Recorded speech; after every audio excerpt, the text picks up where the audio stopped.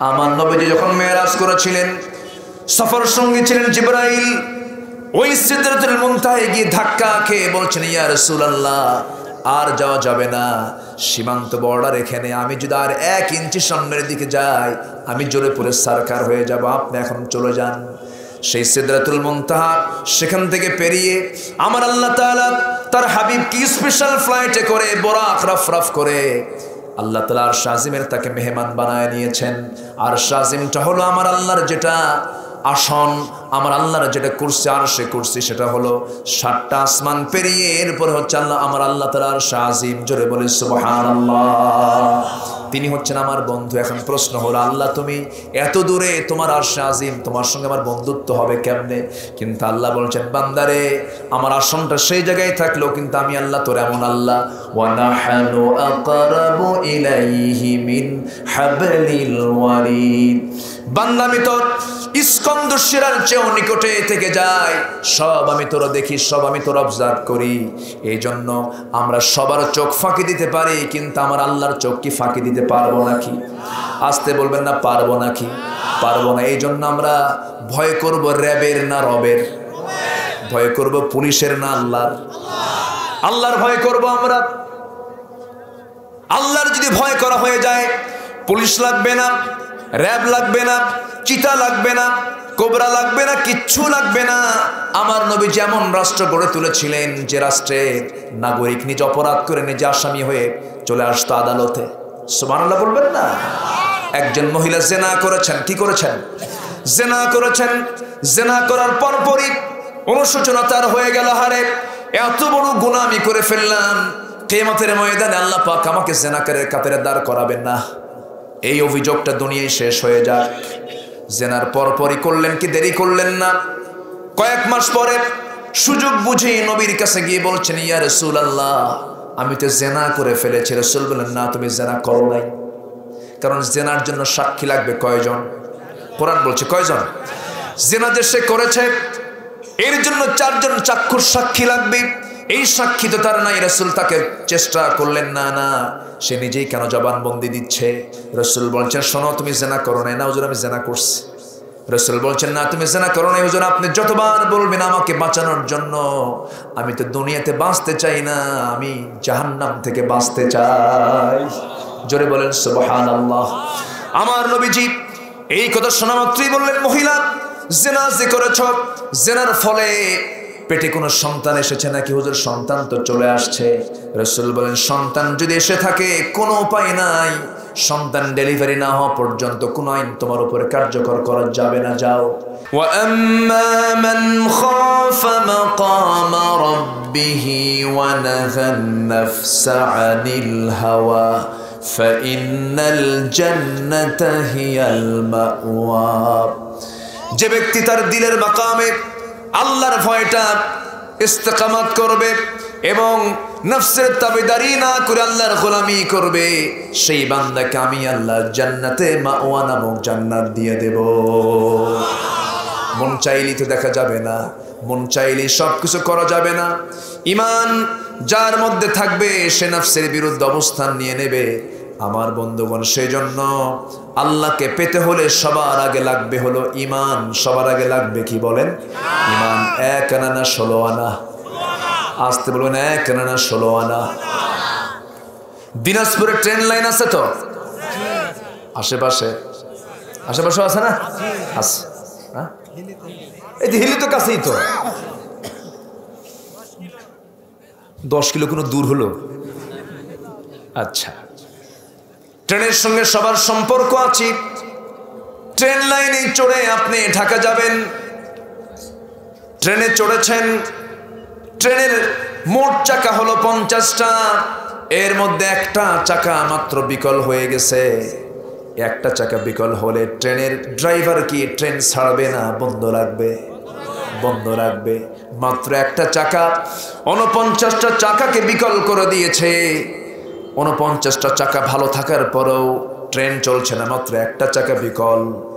তেমনি মানব জীবনের জন্য রয়েছে ব্যক্তিগত জীবনের চাকা, সমাজ জীবনের চাকা, রাজনীতি জীবনের চাকা, পরিবার জীবনের চাকা, অর্থ জীবন, অর্থনীতি জীবনের চাকা, এই সমস্ত জীবনের চাকা মিলে সম্পূর্ণ একটা ইসলাম। এর মধ্যে একটা চাকা, অর্থাৎ আপনি যদি যাকাতের মতো একটা গুরুত্বপূর্ণ চাকাকে যদি বিকল করে রাখেন, ওই লক্ষ্য নিয়ে আমি কখনো জান্নাতে যেতে পারবো না, ঠিক কিনা? কিন্তু অনেকে সস্তায় জান্নাত খোঁজে।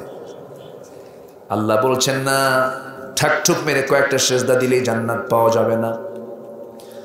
কপাল কালো করেছে তুমি, ভালো কথা, এই কপাল সেজদা দিয়ে কালো বানিয়েছো, কিন্তু কালো বানালেই তো তুমি জান্নাত পাবে না। তোমার দ্বারা যদি সুদের কারবার হয়, তোমার দ্বারা যদি জনগণের মাল আত্মসাতের কারণ হয়ে যায়, ইতিমের মাল যদি মেরে খাও, বনের সম্পত্তি অংশ বুঝায় দাও না, এরকম লোক তো দিনাজপুরে নাই? আছে, আছে। বাপ মারা গেছে কোন দিন, 12 বছর হয়ে গেছে বাবা মারা গেছে, বোনরা বাবার সম্পত্তির অংশ পেয়ে গেছে, যখন মারা যাবে তারপরে অংশ পেয়ে যাবে। লিযযাকারি মিসলু হাযযিল উনসাইন। কিন্তু আল্লাহ তাআলা এই আইনটা দেওয়ার পরেও ওই বড় ভাইয়েরা, ছোট ভাই, সবাই, সব ভাই মিলে বলতেছে না, বোনদের অংশ আমরা দেব না। শুধু পাম মারে। কি মারে?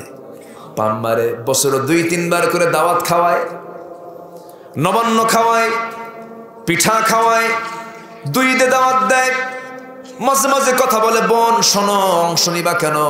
অংশ নিলে কিন্তু ধ্বংস হয়। আবার ফতুয়াও দেয়, দেখছেন কি ফতুয়া? এটা ফতুয়ায় শয়তান।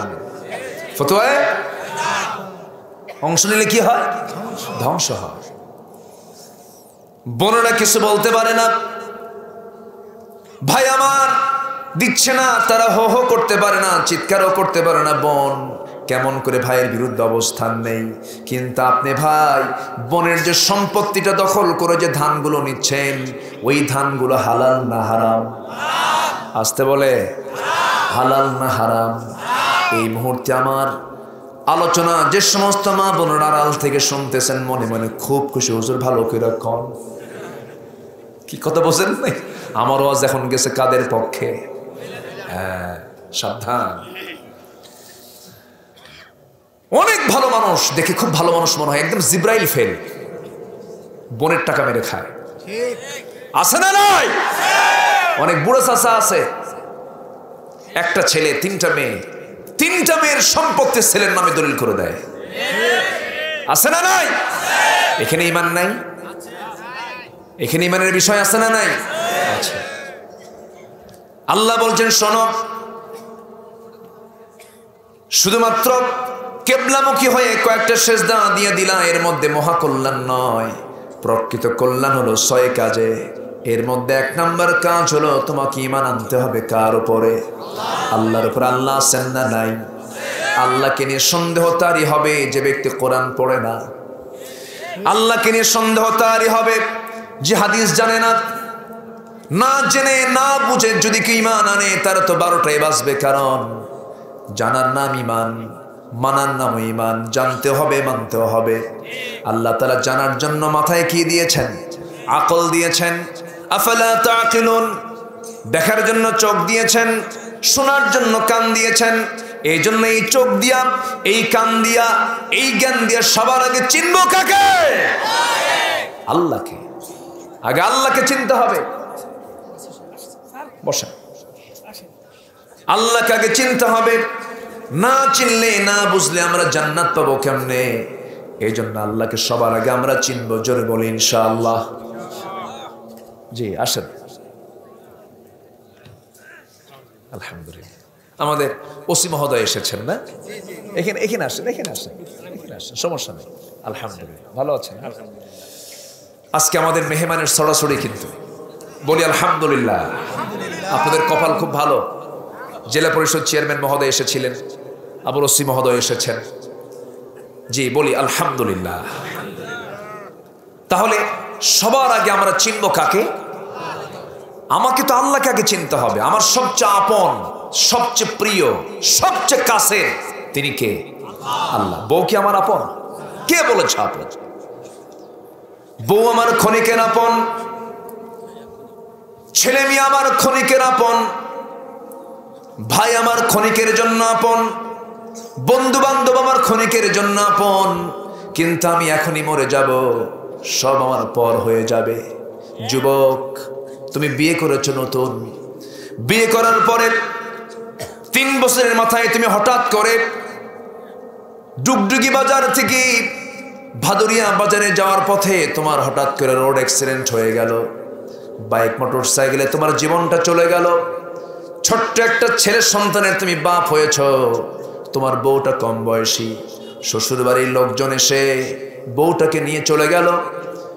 বউ কাঁদল, রোনাজারি করলো, 3 মাস 4 মাস চলে গেল, সন্তান এতিম হয়ে পড়ে থাকলো। ওই শ্বশুর বাড়ির লোকজন তারাই আবার বলবে, আমার মেয়ে শোনো, এইরকম করে কি জীবন চলে নাকি? তোমার তো একটা বিয়ের বন্দোবস্ত করা দরকার।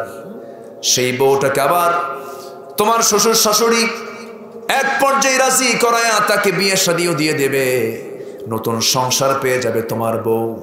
সেই তোমার স্ত্রীটা নতুন সংসার, নতুন স্বামী পেয়ে ওই বউটার মুখ থেকে বের হবে, তার বাপ মাকে বলবে, আব্বা আম্মা আপনারা যে সিদ্ধান্ত নিয়েছেন ভালোই সিদ্ধান্ত নিয়েছেন, আগের স্বামীর চাইতে এই স্বামী আমার আরো ভালো।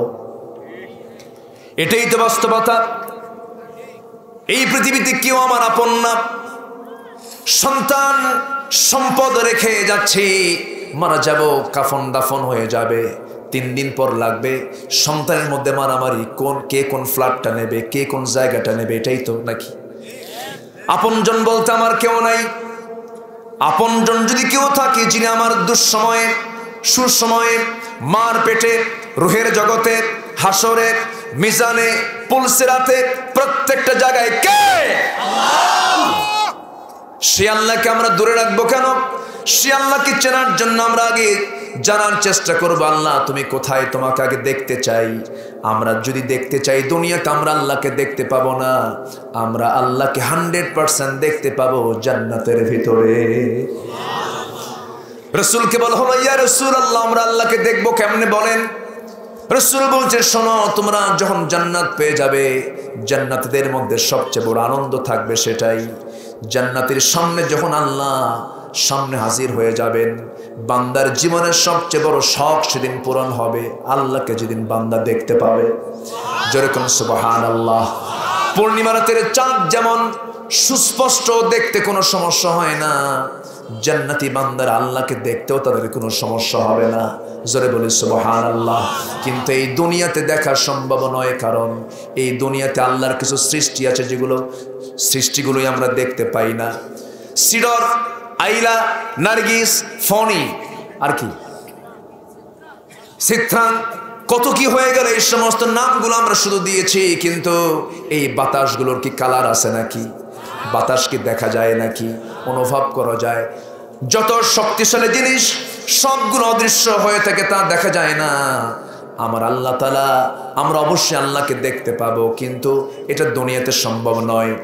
একজন নবী আল্লাহকে দেখতে চেয়েছিলেন, কিন্তু আল্লাহকে দেখতে পারেন নাই। সেই নবীর নাম কি বলেন তো? এত সুন্দর করে বললেন আপনারা, মনে হয় আপনাদের বাড়ির আশেপাশে মনে হয় তার বাড়ি। মুসা আলাইহিস সালাতু ওয়াস সালাম একজন নবী, পাওয়ারফুল নবী, দামি নবী, সবাই দামি, কিন্তু সব নবী কিন্তু রাসূল নন। তিনি নবীও ছিলেন, রাসূলও ছিলেন। তাওরাত কিতাব আল্লাহ পাক তাকে দান করেছিলেন। মুসা আলাইহিস সালাতু ওয়াস সালাম আল্লাহর খুব কাছের নবী ছিলেন। এই নবী আল্লাহর সঙ্গে মাঝে মাঝে অডিও কলে কথা বলতেন। সরাসরি আল্লাহ তাআলা তার সঙ্গে কথা বলেছেন, কাল্লামাল্লাহু মুসা তাকলিমা। একদিন বলছেন, আল্লাহ শুধু কথা বললাম, একটু ভিডিও কলে তোমাকে দেখব। অডিও কল দিয়ে কি পোষায় নাকি? এটা ভিডিও কল দেব। সঙ্গে সঙ্গে আল্লাহ বলছেন, লান তারানি, লান তারানি, সেই অপশনই নাই। আমাকে কখনোই তুমি দেখতে পাবে না। কিন্তু মুসা যে কথা বলতেন সেই কথার উপরে জিদ ধরে থাকতেন। সব নবী একরকম, মুসা ছিলেন ভিন্ন রকম, খুব রাগী নবী ছিলেন। কারণ রাগ হতে হবে না কেন? কারণ ফেরাউনকে মোকাবেলা করার জন্য তো রাগই দরকার, ঠিক কিনা? মেজাজ দিয়েছেন কে? কিন্তু সেই মেজাজটা খাটাবো আমরা অন্যায়ের বিরুদ্ধে, অন্যায়ের বিরুদ্ধে। আমার ভাইয়েরা, আমার বন্ধুগণ, দেখতে গিয়েছেন, শেষ পর্যন্ত আল্লাহকে বলছেন, আল্লাহ আমি তোমাকে দেখবই। আল্লাহ বলছেন, তুর পাহাড়ে চলে আসো। ওয়াত্তিন ওয়াস-সাইতুন ওয়া তুরি সিনিন। আসো তুর পাহাড়ে চলে আসো। তুর পাহাড়ের নাম শোনা মাত্রই মুসা মুস্কি মুস্কি হাসেন। আল্লাহ বলছেন, মুসা তুমি হাসো কেন? আল্লাহ তোমার কারবার দেখে হাসি। কেন, কি হয়েছে? আশেপাশে কত পাহাড়, কোনো পাহাড়ের নাম না নিয়া তুর পাহাড়ের নাম নিলা। 900 মাইল দূরে। আমি মুসাও কম না, দৌড়া দৌড়া তোমাকে দেখতেই যাব। চলে গেছেন কিন্তু দেখতে পারেন নাই, সেন্সলেস হয়ে পড়েছেন। সম্ভাবনাই চর্মচক্ষু দিয়ে আমরা আল্লাহকে দেখতে পাবো না। তবে আল্লাহ তাআলা কোথায় আছেন, আল্লাহর ক্ষমতা কি, সব পরিচয় কোরআনে আছে না নাই? কোরআন হলো 30 পারা। এই 30 পারার 1/3, 3 ভাগের 1 ভাগ তাওহীদ নিয়ে কথা, আল্লাহকে নিয়ে কথা। কাকে নিয়ে কথা? আল্লাহকে নিয়ে কথা। 3 ভাগের 1 ভাগ আল্লাহ তার নিজের পরিচয় দিয়েছেন। আমার আল্লাহ কোথায় আছেন, আমার আল্লাহর ক্ষমতা কি, আমার আল্লাহর পাওয়ার কি। কোন বান্দা যদি কোরআনের সঙ্গে সরাসরি প্রত্যেকটা দিন সম্পর্ক রাখে, কোরআন এমন একটা মানচিত্রের নাম, কোরআন এমন একটি মানচিত্রের নাম, কোরআন এমন একটি আয়নার নাম, যে আয়নায় চোখ রাখলে পরে বান্দা দুনিয়াতে বসে জান্নাতের দাগ নাম্বারগুলো খুঁজে পায়। জোরে বলে সুবহানাল্লাহ। জাহান্নাম কোথায়, জাহান্নামের চিত্রগুলো সম্পূর্ণ আল্লাহ রাব্বুল আলামিন হুবহু তুলে ধরেছেন। এই জন্য আমরা জানবো আগে কি জানবো। না জানলে জান্নাত পাওয়া যাবে না, না জানলে জান্নাত পাওয়া যাবে না। না পড়াশোনা করলে পাস হয় না, না পড়াশোনা করলে পাস হয় না। জানতে হবে, মানতে হবে। বুড়ো চাচার বয়স 60 বছর হয়ে গেছে। বুড়ো চাচাকে যখন বলা হয়, চাচা 60 বছর বয়স হলো, কোরআনটা পড়েন। কোরআন না পড়লে নামাজ পড়বেন কেমন? বাবা মুখে আসে না। কি আসে না? মুখে আসে না। কিন্তু ওই চাচাকে যখন বলা হয়, চাচা ডুগডুগির বাজারে ওই মোড়ে একটা দামি জায়গা, 8% জায়গা, ওই জায়গাটার দাগ নাম্বার কত? 93। কথা বলছেন? দাগ নাম্বার শুধু না, CS, RS, MRR, খতিয়ান সব জানে। 4-5টা জমি নিয়ে মামলাও আছে। মাঝে মাঝে কোর্টের বারান্দাও যায় বুড়া চাচা, উকিলের সঙ্গে কথা বলে, সমস্ত হিসাব কিসাব দুনিয়ার সব টনটনা। কোরআন যখন পড়তে বলে মন বল, মুখে আসে না। আসে না? নয়। দুনিয়ার 60-70 বছরের দাগ নাম্বার, দুনিয়ার 60-70 বছরের জীবনের জন্য জমির দাগ নাম্বার পর্যন্ত মুখস্থ হলো। কিন্তু আল্লাহ তাআলা যে বান্দাকে সর্বনিম্ন জান্নাত দিবেন, অর্থাৎ 8টা জান্নাতের সর্বনিম্ন জান্নাত যাকে দেওয়া হবে, 10টা পৃথিবীর মতো একটা জান্নাত। জোরে বলি সুবহানাল্লাহ। জান্নাতের কথা কোরআনে আছে না নাই? আছে না নাই? জান্নাতে ঘুম হবে না। জান্নাত হবে না তো? জান্নাতে কোনো ঘুম নাই। ঘুম তো লস। ঘুম কি? ঘুম লস না? আল্লাহুম্মা বিসমিকা আমুতু, আল্লাহ তোমার নামে মরলাম। তোমার নামে কি? ঘুম তো মরাই। জান্নাতে গিয়েও যদি আপনি ঘুমান তাহলে তো মরা।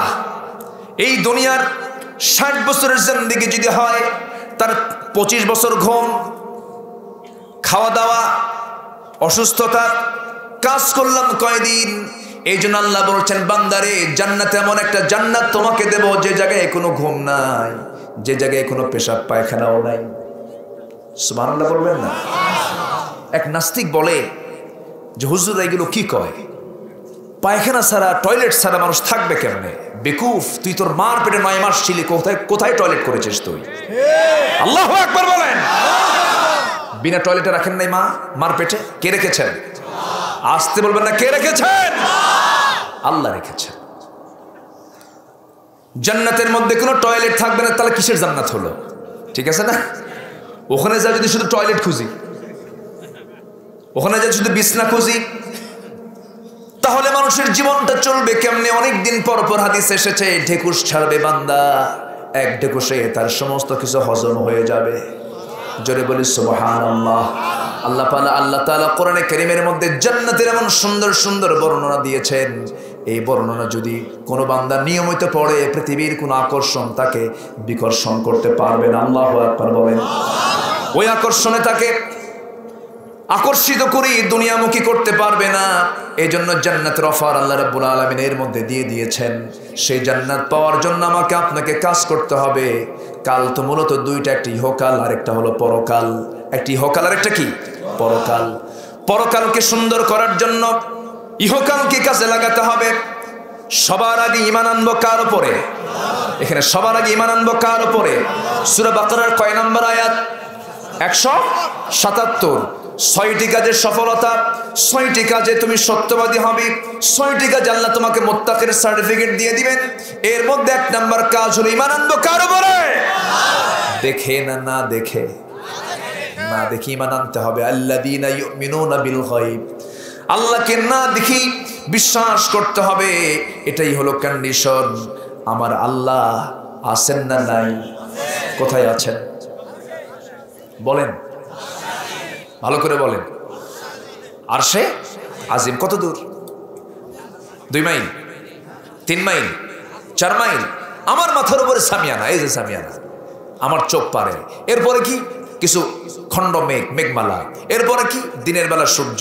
এরপরে কি? রাতের বেলার চাঁদ। এরপরে কি? কিছু জোনাকির মতো জ্বলতে থাকা কিছু তারকা। এরপরে কি? মহাশূন্য। এরপরে কি? আকাশ। এরপর আমি কই? আমার চোখ আর পারে না। আমার আল্লাহ কি এই জায়গায়? না। সাব্বিহিসমা রাব্বিকাল, সাব্বিহিসমা রাব্বিকাল আ'লা। শুধু উপরে না, সবার উপরে, সবার উপরে। কত উপরে? আমরা ঠিক এই মুহূর্তে আমরা বসে আছি হলো কোথায়? দিনাজপুরের কি মোল্লাভাট ঘোড়াঘাট উপজেলার এই ময়দানে বসে আছি আমরা। এখান থেকে আমার আল্লাহ কত দূরে আছেন আমরা যদি একটু জরিপ করি, আমার মাথার উপরে দিনের বেলা যে প্রদীপ্ত সূর্য, সিরাজাও ওয়া কামারাম মুনিরা, সূর্য যা আছে, এই সূর্যটা এখান থেকে ডিস্টেন্স হচ্ছে বিজ্ঞানীদের একটা অনুমান 9,30,00,000 মাইল দূরে। খুব একটু দূরে না মনে হয় নাকি? জোরে কোন সুবহানাল্লাহ। সূর্য পৃথিবী থেকে 13 লক্ষ গুণ বড়। কত দূরে? আবার 13 লক্ষ গুণ বড়। আবার সেই সূর্য থেকে রাতের বেলা যে জোনাকির মতো জ্বলে থাকা যেই তারকাগুলো আমাদের চোখে মনে হয় জোনাকি, কিন্তু সেই তারকাগুলো এত বড়। বেটেল জুইস নামে একটা তারকা আছে, সূর্যের চাইতে 33 কোটি গুণ বড়। আগে ভাবতাম যে আল্লাহ জান্নাত, এত বড় বড় জান্নাত একজনকে দেবে কেমনে? পরে চিন্তা করে দেখি না, জায়গা আছে তো। যেরকম সুবহানাল্লাহ, কত বিশাল জায়গা। মালিকানা কার? আসতে বলবেন না, মালিকানা কার? আল্লাহ। ওই ব্যাটেল জুইস শুধু নয়, সুপারনোভা, আড্রা, প্রক্সিমা সেন্টারাই, এই সমস্ত তারকাগুলো এক একটা গ্যালাক্সির মধ্যে 500 বিলিয়ন তারকা আছে। 500 মিলিয়ন নয়, 500 বিলিয়ন, কোটি কোটি তারকা নিয়ে এক একটা গ্যালাক্সি। অসংখ্য গ্যালাক্সি আল্লাহ পাক মহাশূন্যে ঝুলিয়ে রেখেছেন। এই তো মহাশূন্যের কথা বললাম। চাঁদের দেশে নীল আর্মস্ট্রং সফর করেছিলেন, চাঁদের দেশে মানুষ গিয়েছিল। কিন্তু এখন যদি মানুষ চিন্তা করে চাঁদে ঘুরলাম, এখন দেখি একটু তারকার দেশে ঘুরবো। তারকা, পৃথিবী থেকে সবচেয়ে কাছের তারকা হলো প্রক্সিমা সেন্টারাই। প্রক্সিমা সেন্টারে যদি কেউ যেতে চায়, বর্তমান দুনিয়ার সবচেয়ে দামি দ্রুতগামী যানবাহন হলো অ্যাপোলো 11, যার ঘন্টার গতি হলো 39,000 কিলোমিটার। 39,000 কিলোমিটার বেগে অ্যাপোলো 11-এ চড়ে যদি কোনো বান্দা সেই তারকার দেশে যেতে চায়, সময় লেগে যাবে 1,15,000 বছর মাত্র। কারা কারা যাবেন হাত তোলেন, বলেন হাত। সম্ভব? বাঁচবো 100 না হয়, 1 সেঞ্চুরি না হয় হলো, ঠিক আছে, কিন্তু যেতে লাগতেছে 1,15,000 বছর। আল্লাহু আকবার বলেন। শুধু আল্লাহ কি দূরে না অনেক দূরে? আল্লাহ শুধু উপরে না অনেক উপরে? অনেক উপরে। এ তো মহাশূন্যের কথা বললাম। এরপরে আছে মহাকাশ। সেই মহাকাশের উপরে আরেকটা মহাশূন্য, এরপরে মহাকাশ, এরপরে মহাশূন্য, এরপরে মহাকাশ, এরপরে মহাশূন্য, এরপরে মহাকাশ, 6টা আকাশ। এরপরে আল্লাহ তাআলা ইনদা সিদরাতিল মুনতাহা, এরপরে তার সীমান্ত একটা এরিয়া আছে, সীমান্তের একটা প্রাচীর আছে, সীমান্ত বর্ডার আছে। আমার নবীজি যখন মেরাজ করেছিলেন, সফর সঙ্গী ছিলেন জিবরাইল। ওই সিদরাতুল মুনতাহায় গিয়ে ধাক্কা খেয়ে বলছেন, ইয়া রাসূলুল্লাহ, আর যাওয়া যাবে না, সীমান্ত বর্ডার এখানে। আমি যদি আর 1 ইঞ্চি সামনের দিকে যাই, আমি জোরে পড়ে সারকার হয়ে যাব, আপনি এখন চলে যান। সেই সিদরাতুল মুনতাহা সেখান থেকে পেরিয়ে আমার আল্লাহ তাআলা তার হাবিব কি স্পেশাল ফ্লাইটে করে বরাক রফরফ করে আল্লাহ তাআলা আরশ আজিমের তাকে মেহমান বানায় নিয়েছেন। আরশ আজিমটা হলো আমার আল্লাহর যেটা আসন, আমার আল্লাহর যেটা কুরসি, আরশে কুরসি, সেটা হলো 7টা আসমান পেরিয়ে এরপরে হচ্ছে আমার আল্লাহ তাআলা আরশ আজিম। জোরে বলে সুবহানাল্লাহ। তিনি হচ্ছেন আমার বন্ধু। এখন প্রশ্ন হলো, আল্লাহ তুমি এত দূরে, তোমার আরশ আজিম, তোমার সঙ্গে আমার বন্ধুত্ব হবে কেমনে? কিন্তু আল্লাহ বলছেন, বান্দারে আমার আসনটা সেই জায়গায় থাকলো, কিন্তু আমি আল্লাহ তোর এমন আল্লাহ, ওয়া নাহনু আকরাবু ইলাইহি মিন হাবলিল ওয়ারিদ। বান্দা আমি তোর স্কন্দ শিরার চেয়েও নিকটে থেকে যায়, সব আমি তোর দেখি, সব আমি তোর অবজার্ভ করি। এই জন্য আমরা সবার চোখ ফাঁকি দিতে পারি, কিন্তু আমার আল্লাহর চোখ কি ফাঁকি দিতে পারবো নাকি? আসতে বলবেন না, পারবো নাকি? পারবো না। এই জন্য আমরা ভয় করব র্যাবের না রবের? ভয় করব পুলিশের না আল্লাহর? আল্লাহর ভয় করব আমরা। আল্লাহর যদি ভয় করা হয়ে যায়, পুলিশ লাগবে না, র্যাব লাগবে না, চিতা লাগবে না, কোবরা লাগবে না, কিচ্ছু লাগবে না। আমার নবী যেমন রাষ্ট্র গড়ে তুলেছিলেন, যে রাষ্ট্রের নাগরিক নিজ অপরাধ করে নিজে আসামি হয়ে চলে আসতো আদালতে। সুবহানাল্লাহ বলবেন না? একজন মহিলা জেনা করেছেন। কি করেছেন? জেনা করেছেন। জেনা করার পরপরই অনুশোচনা তার হয়ে গেল, হারে এত বড় গুনাহ আমি করে ফেললাম, কিয়ামতের ময়দানে আল্লাহ পাক আমাকে জেনাকারের কাতারে দাঁড় করাবেন না, এই অভিযোগটা দুনিয়ায় শেষ হয়ে যাক। জেনার পরপরই করলেন কি দেরি করলেন না, কয়েক মাস পরে সুযোগ বুঝে নবীর কাছে গিয়ে বলছেন, ইয়া রাসূলুল্লাহ আমি তো জেনা করে ফেলেছি। রাসূল বলেন, না তুমি জেনা করো নাই, কারণ জেনার জন্য সাক্ষী লাগবে কয়জন? কোরআন বলছে কয়জন? জেনা যে সে করেছে এর জন্য 4 জন চাক্ষুষ সাক্ষী লাগবে। এই সাক্ষী তো তার নাই। রাসূল তাকে চেষ্টা করলেন, না না সে নিজেই কেন জবানবন্দি দিচ্ছে। রাসূল বলছেন, শোনো তুমি জেনা করো নাই। না হুজুর আমি জেনা করছি।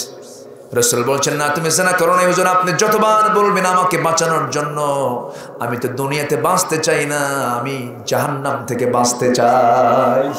জোরে বলেন সুবহানাল্লাহ।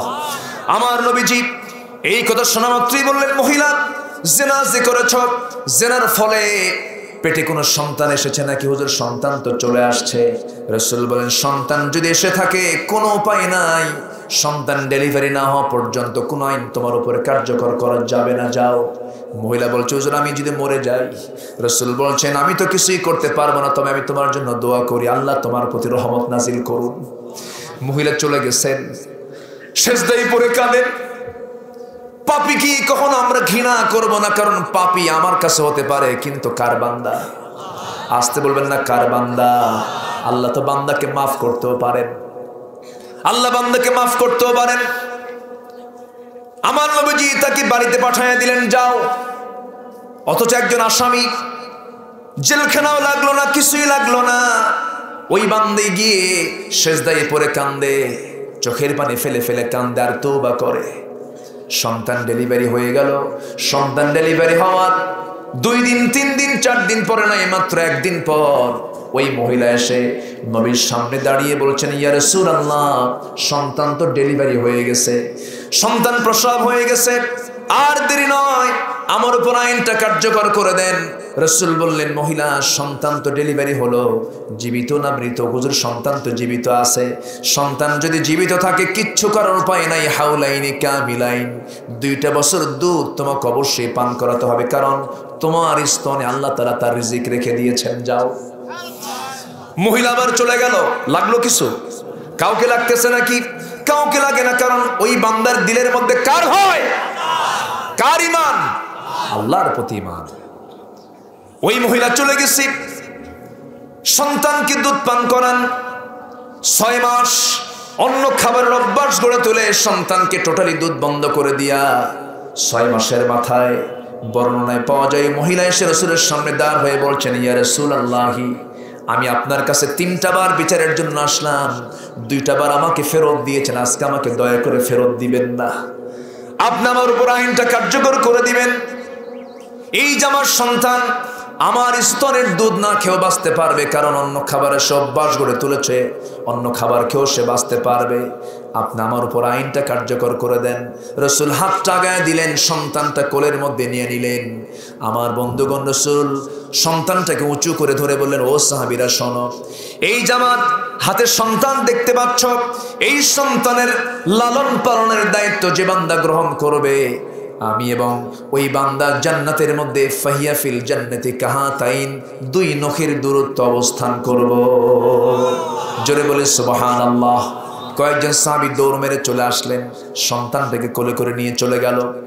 আমার নবীজি বলেন, যাও মহিলাকে নিয়ে যাও, উন্মুক্ত মরু প্রান্তরে বুক পর্যন্ত পুঁতে রেখে 17টা ঢেকে কাপড় চোপড় দিয়ে ঢেকে সবার চোখের সামনে, শত শত জনতার চোখের সামনে তোমরা প্রকাশ্যে জেনার শাস্তি কার্যকর করো। এই বিধান মোল্লার না আল্লাহর? এই বিধান কে দিয়েছেন? আমাকে বানিয়েছেন যিনি, বিধান দিয়েছেন তিনি। ভালো বোঝেন কে? ভালো জানেন কে? চোর চুরি করলে কি করতে হয়? সেটা কি অভাবী চোর না স্বভাবী চোর? হ্যাঁ, অভাবী চোর না স্বভাবী চোর? ইসলাম শাস্তি দেয় কি জুতা চোরের না কলম চোরের? জুতা যে চুরি করে হয়তো স্বভাবের কারণে চুরি করে। সাইয়েদনা ওমর ফারুকের সময় একজন চোর ধরা পড়ে গেছে। ওমর ফারুক বললেন, কোন চোর ধরা পড়েছে তাকে আমার সামনে নিয়ে আসো। বলা হলো, তোমার বাড়ি কোথায়? লোকজন পাঠায় দেওয়া হলো।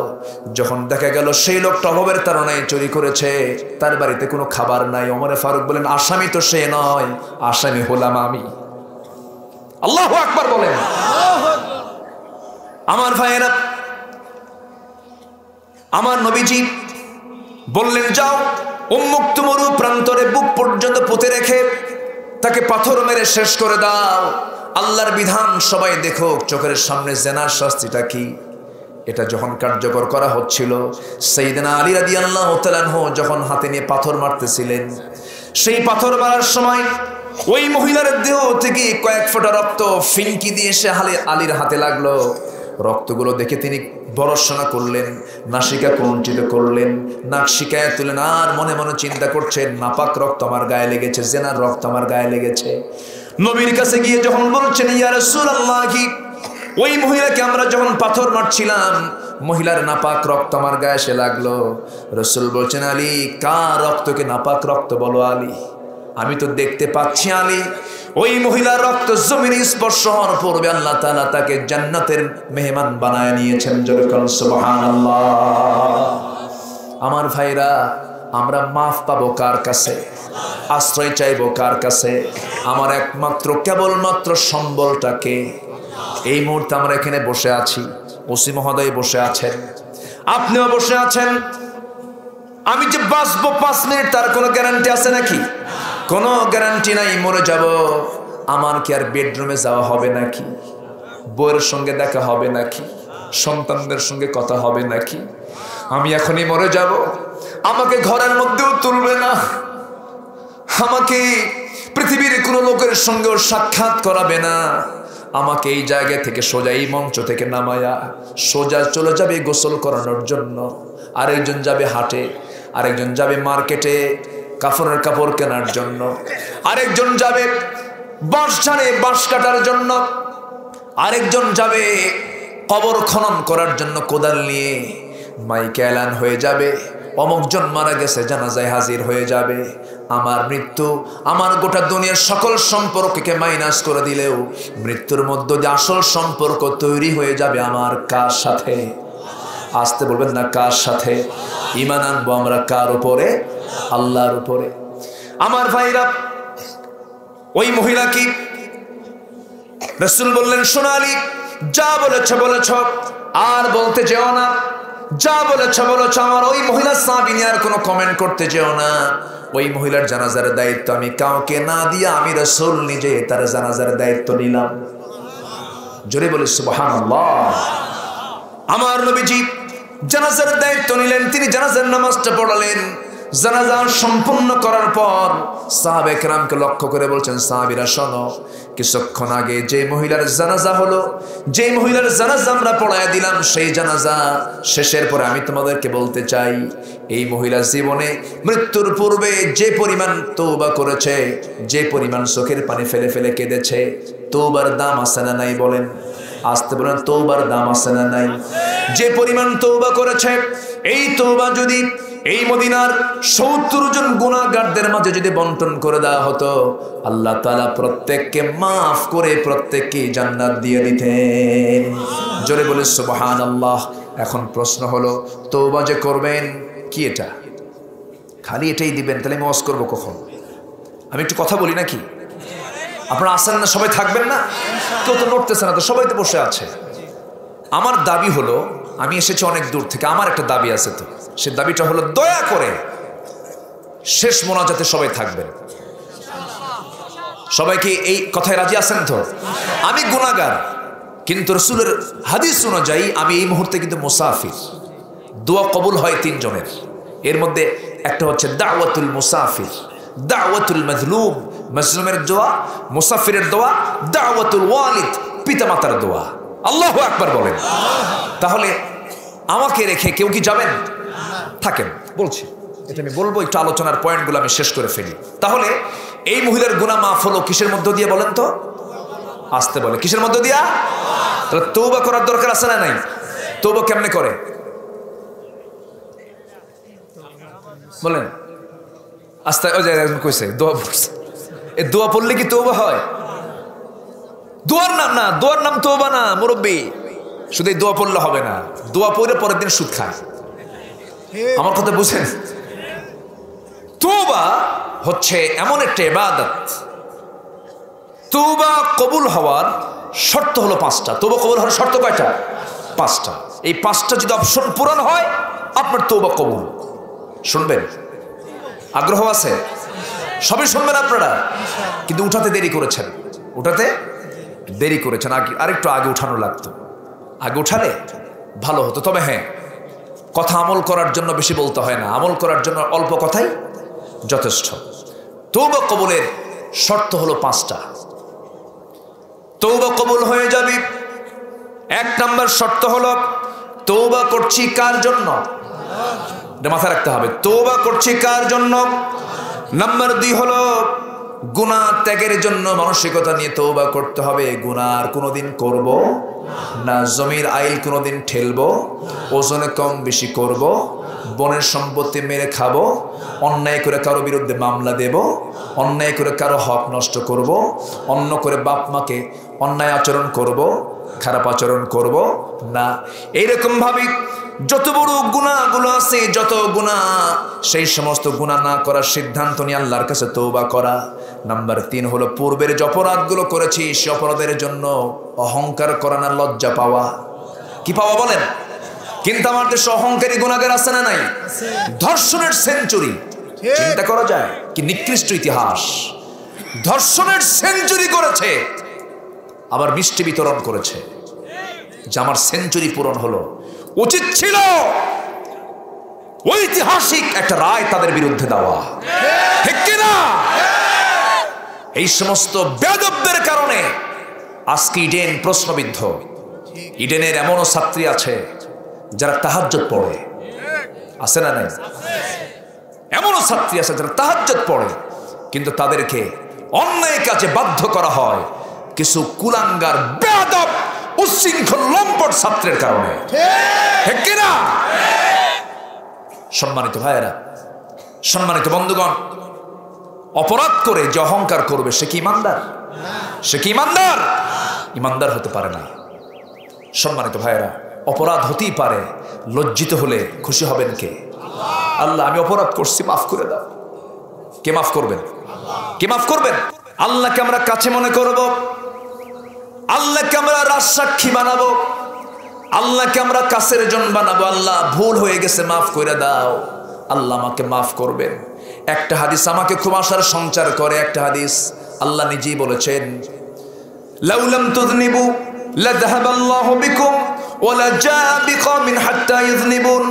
তুমি যদি গুনাহ না করো বান্দা, আমি তোমাকে দুনিয়া থেকে বের করে দিয়া এমন একটা জাতি পৃথিবীতে পাঠাবো যারা গুনাহ করবে আর চোখের পানি ফেলে ফেলে আমার কাছে মাফ চাবে, আমি ওই সমস্ত বান্দাগুলোকে মাফ করে দেব। চলুন আজকে থেকে আমরা গুনাহ করা শুরু করি, নাকি এরকম কিছু? এটা হচ্ছে আশার কথা। কে বলেছেন? কে বলেছেন বলেন? আল্লাহ বলেছেন। আমার ভাইয়েরা, তওবা কবুলের শর্ত কয়টা বলেছি? 1 নাম্বার হলো তওবা করবো আমরা আল্লাহর জন্য। নাম্বার 2, তওবা করবো আমরা গুনাহ ত্যাগের জন্য।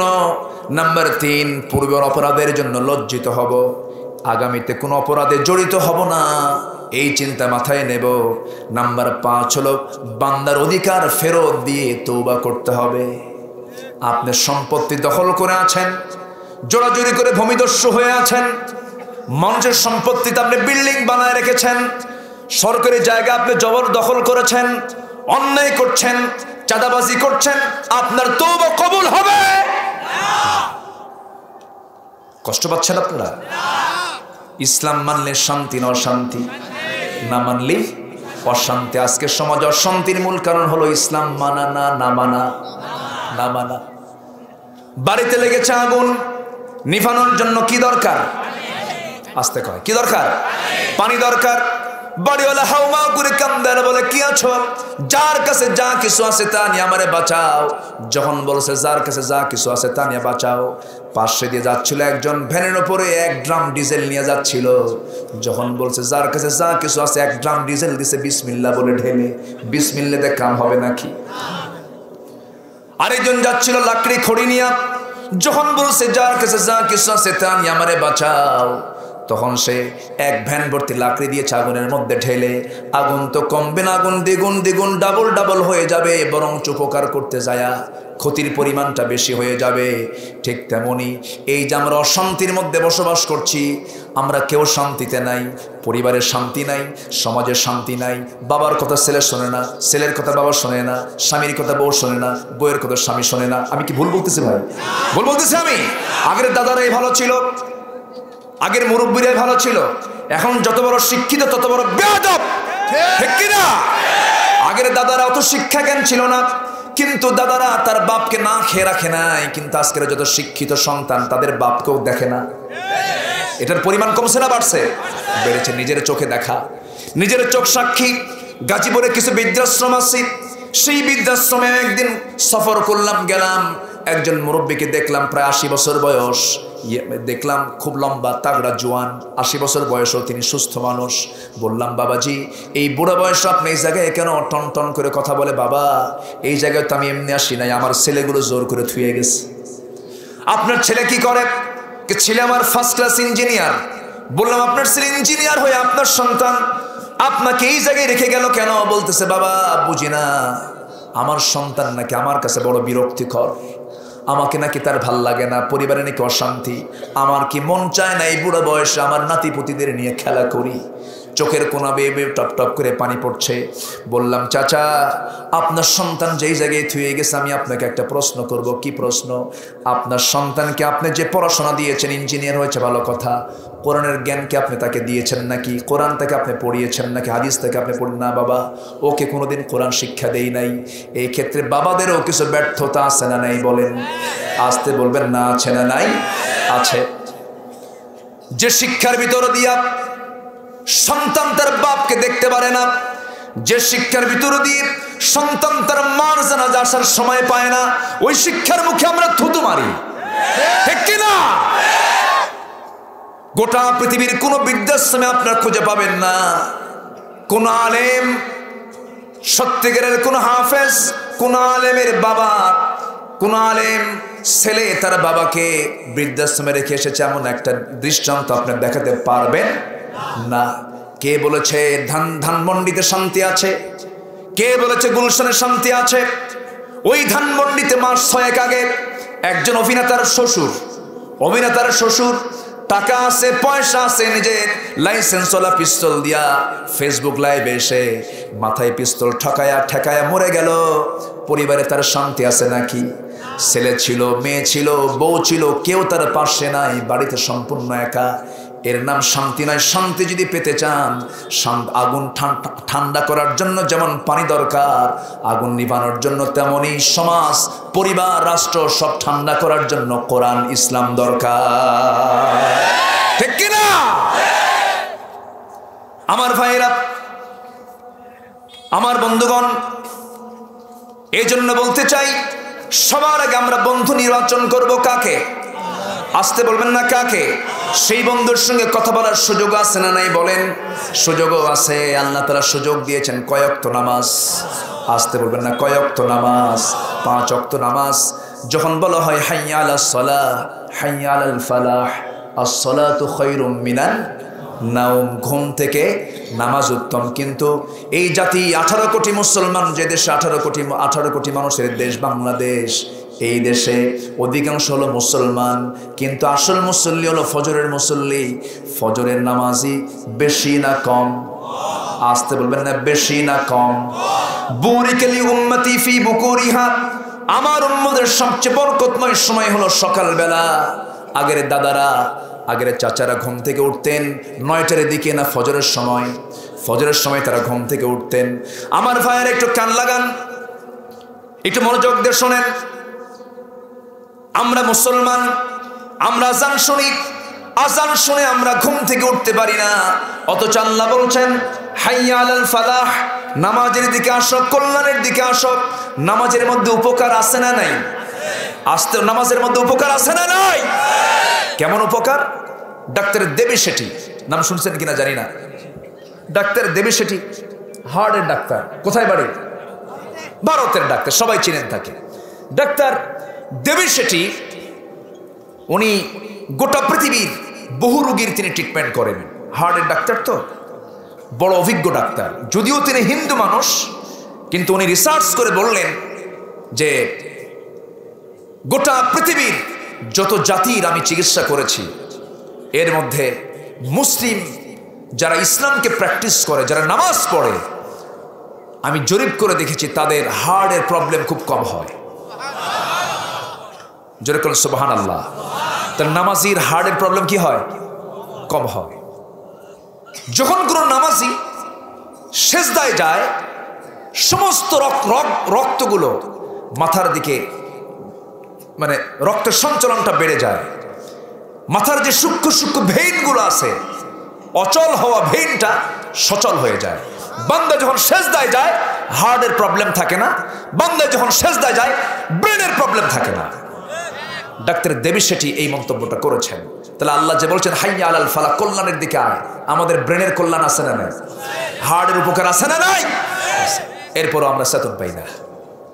নাম হলো ফজর আলী, ঘুম থেকে ওঠে 10টার দিকে। নাম কি? ফজরে। নাম হলো ইমান আলী, নামাজ পড়ে না। নাম কি রাখছে? নাম হলো আতর আলী, গাছার গন্ধে কাছে যাওয়া যায় না। আছে না? নাম দিয়ে কাজ হবে না। আমরা কাম দিয়ে আমরা আল্লাহর নৈকট্য হাসিল করব। জোরে বলি ইনশাআল্লাহ। নামাজ পড়বো কয় ওয়াক্ত? কিন্তু ফজরে জায়গা পায় না।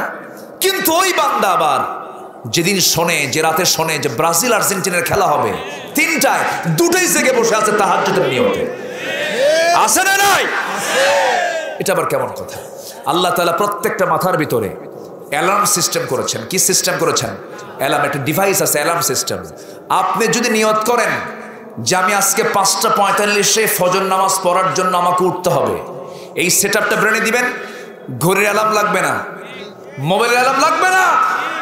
আপনি শুধু নিয়ত করবেন, ঠিক ওই সময় আল্লাহ পাক আপনাকে জাগায় দিবেন। প্রত্যেকটা মাথায় অ্যালার্ম থাকে। কে দিয়েছেন এটা? কে দিয়েছেন? আল্লাহ দিয়ে দিয়েছেন। আমরা নামাজটা ঠিক মতো পড়বো। সম্পর্ক হবে কার সাথে? কথা বলবো কার সাথে? আল্লাহর সাথে। আমার ভাইয়েরা একটু কান লাগাবেন, মনোযোগ দিয়ে শুনুন। কেবল একটা পয়েন্টের কথা চলতেছে, আরো পয়েন্ট আছে। কয়টা বলেন? 5টা। একটা পয়েন্ট কথা বলতে যদি 1.5 ঘন্টার সময় লেগে যায়, আর বাকি 5 পয়েন্টের কথা বলতে 6 দিন লাগবে। থাকবেন? তাও থাকবেন আপনারা? কিন্তু আমি তো পারবো না। হ্যাঁ, আমি তো পারবো না, আমার কিন্তু শেষ করতে হবে। এরপর হাজার হাজার মানুষ এসেছেন, অনেক মা বোন আসছেন। মা বোনরা যারা আসছে, মায়ের সাথে ছাও আছে না নাই? বাচ্চা আছে না নাই? এই ঠান্ডার ভিতরে সব দিকে তাকাতে হবে। আবার প্রশাসন, আমাদের ওসি মহোদয় এসেছেন, তিনিও চাবেন যে আমার এই থানার নাগরিকরা নিরাপদে বাড়িতে ফিরুক। এমন একটা ডিউটি তারা করেন, 24 ঘন্টা চাকরি। 3টার দিকেও তার ফোন খোলা রাখা লাগে, স্যার অমুক জায়গায় মার্ডার। ঘুম আছে? আসতে কয় ঘুম আছে? কোন এক পুলিশ কর্মকর্তা, ঊর্ধ্বতন কর্মকর্তা আমাকে বললেন একদিন, হুজুর আমি তো বিসিএস করে আসছি, কিন্তু হইছি পুলিশ, যদি একটু নরম হই, কে পুলিশ হলো কেমনে? মানে নরম হতে পারি না। আবার যদি গরম হই, কে পুলিশ তো এরকমই হয়। মানে এটা এমন একটা জায়গা, তারা এমন একটা জায়গায় থাকেন যে জায়গায় থেকে মানুষের প্রশংসা খুব কম পাওয়া যায়। কিন্তু আমি আমার ভাষায় বলতে চাই, আমি দেখে বলতে চাই, এদেশের পুলিশরা যে ডিউটি করে 24 ঘন্টা, এত হার্ড ডিউটি কোনো চাকরিতে নাই, ঠিক কিনা? অনেক হার্ড ডিউটি। কিন্তু আল্লাহ তুমি এদেশের পুলিশ ভাইদের জাতির সেবার মানসিকতা নিয়ে সেবা করার তৌফিক তুমি আল্লাহ দিয়ে দাও। জোরে বলি আমিন। আল্লাহ তাআলা 2টা চোখকে জাহান্নাম দিবেন না। কটা চোখকে? একটা চোখ হলো আল্লাহর ভয়ে যে চোখ কাঁদে, আর আরেকটা চোখ হলো জাতির নিরাপত্তা, সমাজের নিরাপত্তা, নাগরিকের নিরাপত্তা দেওয়ার জন্য যারা রাত জেগে জেগে সীমানার পাহারা দেয়। আমার কথা না, বলেছেন মুহাম্মদ সাল্লাল্লাহু আলাইহি ওয়াসাল্লাম। সম্মানিত ভাইয়েরা, আমি পয়েন্ট আকারে শেষ করে দিচ্ছি। তাহলে সবাই কি নামাজ পড়তে রাজি আছেন? 5 ওয়াক্ত নামাজ পড়বেন কারা কারা? একটু হাত তুলে দেখান। জোরে বলি ইয়া আল্লাহ, ইয়া রহমান, ইয়া রহিম। আমাদেরকে 5 ওয়াক্ত সালাত আদায় করার তৌফিক তুমি আল্লাহ দিয়া দাও। জোরে বলি আমিন, আরো জোরে আমিন। এই মাহফিলগুলোর দরকার আছে না নাই? বলেন আছে না নাই? মাহফিল আছে যেখানে যাত্রা হবে না সেখানে মাহফিল। আমি মনে করি মাহফিল এদেশের প্রত্যেকটা গ্রামে গ্রামে হওয়া দরকার। অন্তত অশ্লীলতা, বেহায়াপনা বন্ধ করার জন্য। আল্লাহ কবুল করুন। স্যার, আমি ইদানিং দেখতেছি যারাই আগে যাত্রা করত, এই আকাম কুকাম গুলো করত, তারা এখন মাহফিল গুলো করে। বলেন আলহামদুলিল্লাহ, ভালো, এটা একটা চান্স। আল্লাহ তুমি কবুল করে নাও। সম্মানিত ভাইয়েরা, আমার দিকে একটু তাকান। নামাজ তো পড়বো আমরা, ঠিক আছে, কিন্তু বান্দার হক কি নষ্ট করা যাবে? আসতে বলবেন, বান্দার হক নষ্ট করা যাবে? আমি কোরআন হাদিস পড়ে, কোরআন আমি যতটুকু পড়েছি, একটা বান্দার জীবনের শ্রেষ্ঠ আমল হলো যে বান্দা অন্য বান্দার উপকার করে। আমার কথা কি বোঝা গেল? আমি কোরআন হাদিস পড়ে, আমি যতটুকু পড়েছি, আমার কাছে সবচেয়ে শ্রেষ্ঠ আমল মনে হয়েছে, শ্রেষ্ঠ আমল তার, সেটা হলো যে বান্দা অন্য বান্দার উপকার করে। আমরা এই আমলটা শিখে যাব। জোরে বলি ইনশাআল্লাহ। সম্মানিত ভাইয়েরা, 6টা কাজ। 1 নম্বর হলো ঈমান আনবো কার উপরে? আল্লাহর উপরে। বাকি 5টা আছে, বলি এটা বলে দিই, এক কথায় বলে দিই, 12টা বাজবে, সব দিকে আমরা খেয়াল করব। আল্লাহ রাব্বুল আলামিন বলেন ঈমান আনবে আল্লাহর উপরে। ঈমান শুধু আল্লাহর উপরে আনলে হবে না, এখানে পরকাল আছে, ফেরেশতা আছে, কিতাব আছে, নবী আছে, সব কিছুর উপর ঈমান আনতে হবে। এরপর আল্লাহ বলছেন এবার তোমরা খরচ করবে কোথায়? ওয়া আতাল মাল আলা হুব্বিহি যাবিল কুরবা ওয়াল ইয়াতামা ওয়াল মাসাকিন ওয়া ইবনাস সাবিল। নাম্বার 2 হলো খরচ করবে, তুমি ব্যয় করবে তুমি আল্লাহর পথে। 1 নম্বর হলো ঈমান আনো তুমি, এরপরে তুমি ব্যয় করো কার পথে? এখানে খাতগুলো তুলে ধরেছেন। 1 নম্বর হলো যাবিল কুরবা, তোমার নিকট আত্মীয়। দেখবেন নিকট আত্মীয়ের কোনো খবর রাখে না, ধর্ম আত্মীয় বানায়, ধর্মের ভাই বানায়। এগুলো হারাম। এগুলো কি বলেন? আরো জোরে করেন, এগুলো কি? নিজের আত্মীয় সবচেয়ে বড় বিষয়। আত্মীয়ের দিকটা আপনাকে খেয়াল করবেন, আত্মীয়ের হক আপনাকে পূরণ করবেন। এরপরে যাবিল কুরবা ওয়াল ইয়াতামা, এতিমদের হক আদায় করতে হবে। আমার বন্ধুগণ, এমন চাচাও বহু আছে যে ভাইটা মারা যাওয়ার পর ভাতিজা এতিম হয়ে গেছে। ভাতিজার সম্পদ চাচা তো মেরে খেতে পারবে না, শতকটা ঠিক রেখে, শতকের পরিমাণ ঠিক রেখে, ডুগডুগি বাজারের মেইন পয়েন্টের 4 শতক জমিটা চাচা নিজের নামে লিখে নিয়া মাঠের মাঝখানের কম দামি 400 জমিটা ভাতিজার ভাগে ভাগ করে দিয়েছে, এমন হারামজাদা চাচা আছে না নাই? আছে না নাই? আছে। যারা এতিমের মাল মেরে খাবে তারা আল্লাহ তাআলা বলছেন তারা যেন তাদের পেটের মধ্যে জাহান্নামের আগুন তুলে নিল। নাউজুবিল্লাহ বলেন। আমার ভাইয়েরা, মিসকিনদেরকে অসহায়দেরকে কখনো ধমক দেওয়া যাবে না, অবিনিস সাবিল প্রতীককে কখনো ধমক দেওয়া যাবে না, তাদের উপকার করতে হবে। এরপর আল্লাহ তাআলা বলছেন, আল্লাহ তাআলা সুন্দর করে এরপরে বলছেন তুমি এরপরে কি করবে? তোমার জন্য একটা ঈমানি দায়িত্ব হলো ওয়া আকামাস সালাহ, নামাজ কায়েম করবে। কি কায়েম করবে? নামাজ কায়েম করবে। নামাজের মধ্যে তুমি বলবে, নামাজ যখন শুরু করবে কি বলবে? আরো জোরে, আরো জোরে। রুকুতে যেতে কি বলবে? সেজদায় যেতে কি বলবে? সেজদা থেকে উঠতে কি বলবে? আজান দিতে কি বলবে? আকামত দিতে কি বলবে? তাহলে আল্লাহু আকবার সব জায়গায় আছে না নাই? আসতে বলবেন না, আছে না নাই? সবার আগে কার নাম? আসতে সবার আগে কার নাম? কিন্তু এই আল্লাহর নাম কি নিলে অনেকে লজ্জা পায়, আছে না? আসতে বলে আছে না নাই? আল্লাহর নাম নিতে অনেকে লজ্জা পায়। ওঠে কেন? যে ভাই এই যে বসে ধমক দিচ্ছে, রাগ করতেছেন নাকি? বাচ্চা যদি দুধ না খেতে চায়, বাচ্চা যদি ওষুধ না খেতে চায়, তখন মা কি করে?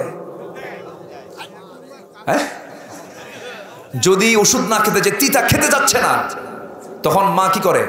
2 হাত 2 পা শক্ত করে ধইরা মুখের মধ্যে ওষুধ ঢুকে দেয়, খা। কিন্তু এটা কি আসলে কি তার অকল্যাণ না কল্যাণ? তো ধমক দিচ্ছে, রাগ করবেন, আমি বেয়াদবি করছি না, আমি মোহাব্বতে বলছি, একটু বসেন না। আপনি আমাদের ছেড়ে চলে যাবেন, আপনার বাড়ি তো আমার থেকে দূরে না, একটু বসেন। দেরিতে উঠছে আমি, কি করবেন? মেহমান আসছিল, তারা কথা বলেছেন, সব দিকে তো ব্যালেন্স করতে হয়। তাহলে আল্লাহু আকবার নামাজে লাগে, আল্লাহু আকবার আজানে লাগে, আল্লাহু আকবার আকামতে লাগে, আল্লাহু আকবার গরু জব করতেও লাগে। আসতে কয়, আসতে কয়, ঠিক কিনা? লাগে না? আমি যখন মরে লাশ হয়ে যাব, আমার লাশ যখন সামনে নিয়ে যখন জানাজা হবে, সেই জানাজার প্রথম তাকবীর কি হবে? আরো জোরে। তাহলে যে তাকবীর জানাজায় লাগে, নামাজে লাগে, আজানে লাগে, আকামতে লাগে, এই তাকবীরকে যারা বিতর্কিত বলতে চায়, নির্দিষ্ট দলীয় স্লোগানের কথা যারা বলতে চায়, যারা তাকবীরকে নিয়ে যারা বিতর্ক করে, তাদের ঈমান বিতর্কিত, তাদের চিন্তা বিতর্কিত, তাদের জন্ম বিতর্কিত, ঠিক কিনা? বলেন বলেন, দেন না একটু তাকবীর দেন।